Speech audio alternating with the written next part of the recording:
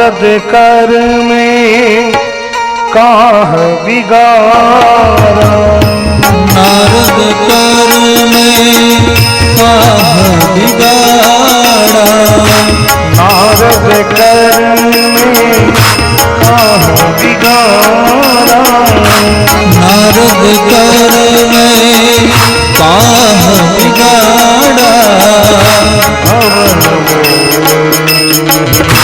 बस जा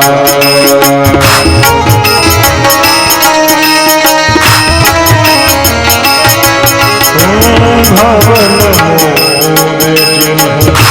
बसत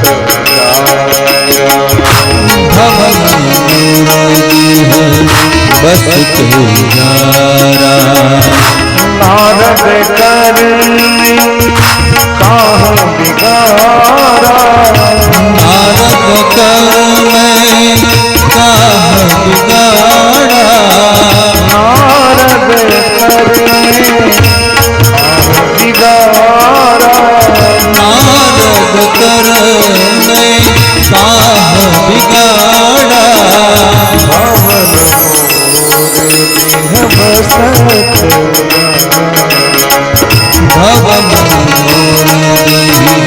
बसत जारा, भवन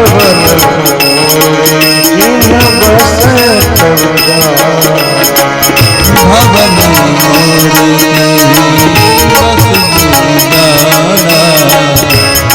नारद जी ने बोलावा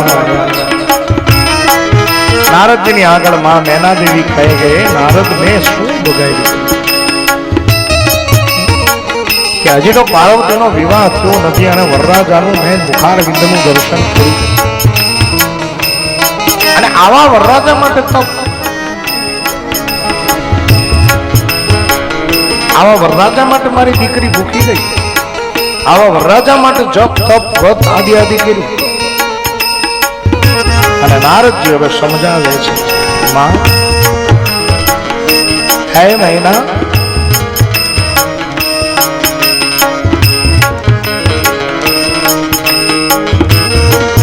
તને હું સમજાવું છું માં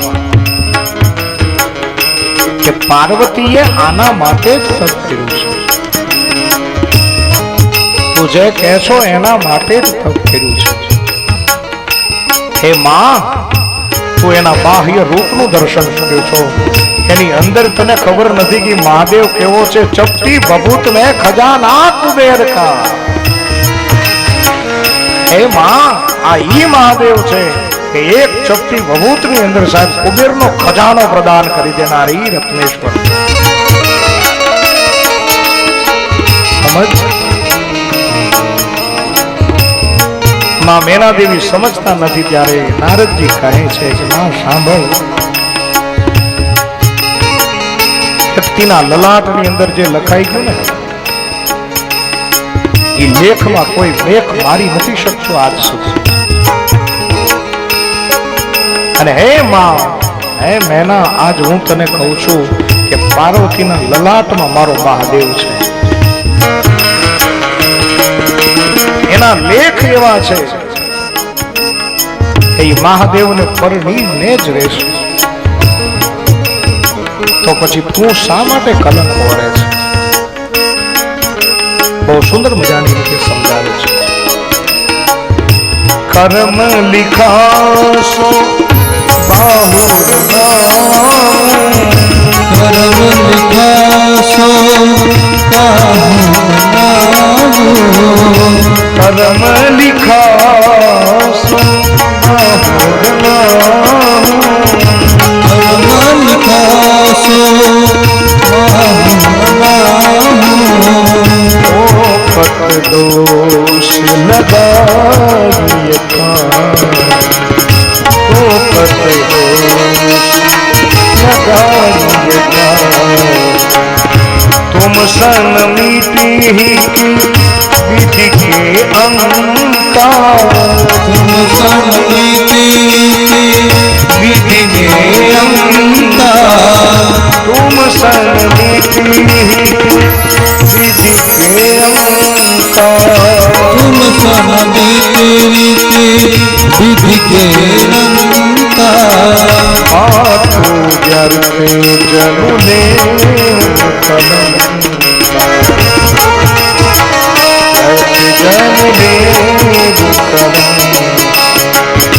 માથું વ્યર્થે જનીને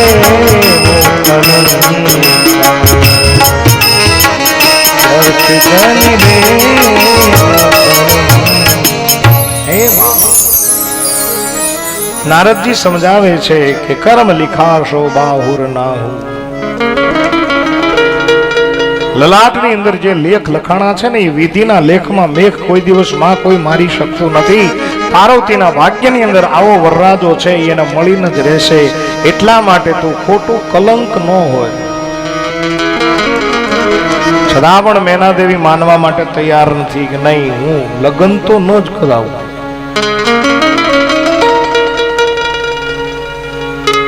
અને પછી મનુભાઈ સપ્તર્ષિઓને બોલાવવામાં આવ્યા.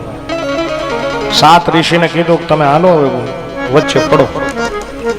આમાં કેવું થાય ખબર, કોઈક દીકરા દીકરીના લગ્નમાં આપણે વચ્ચે રહ્યા હોય, નો કરે નારાયણ ને 2 જણાને ભળે નહીં, અને અંદરો અંદરના ઝઘડા ચાલુ થાય. પછી મા બાપ શું કરે કે જે હગાઈમાં હોય ને, જે વચ્ચે રહ્યા હોય ને એને બોલાવે કે હાલો હવે આ બધું બગડ્યું, હવે અહીંયા ભાંગવાને આરે છે બધું, આવીને કઈક વાંધા ચીરો. હવે ખરેખર આવું છું મનુભાઈ. ભગવાન ભોળિયાનાથ ને પાર્વતીના લગ્નમાં કોણ હતા વચ્ચે? નારદ. નારદે કીધું કે જો તમારી દીકરી તપ કરે તો એને શિવ મળે. બીજા વચ્ચે કોણ હતા? સપ્તર્ષિ. ભગવાન ભોળાનાથે બોલાવીને કીધું કે જાઓ એની પરીક્ષા કરો ને પરીક્ષામાં પાસ થયા. અને હવે જે આ જોડાણું નહોતું ત્યાં બગડ્યું. એટલે નારદને અને સપ્તર્ષિને બોલાવી અને કહ્યું એક કામ કરો, તમે મેના દેવીને સમજાવો. નારદજીની સાથે સપ્તર્ષિ પણ આજ મેના દેવીને સમજાવે છે કે માં, ખરેખર આ શિવ છે, ઈ જ સતીને વર્ષે, ઈ જ પાર્વતીને વર્ષે. હવે આ તમે ખોટું મોડું કરાવો છો. છતાં પણ માં મેના દેવી જયારે ન માન્યા ત્યારે નારદજીએ ગંભીર વાણીથી કીધું તો પછી માં હવે કાન ખોલીને સાંભળી લેતું. અમે તને ક્યારના સમજાવીએ છીએ કે લગ્ન થવા દો, લગ્ન થવા દો, લગ્ન થવા દો.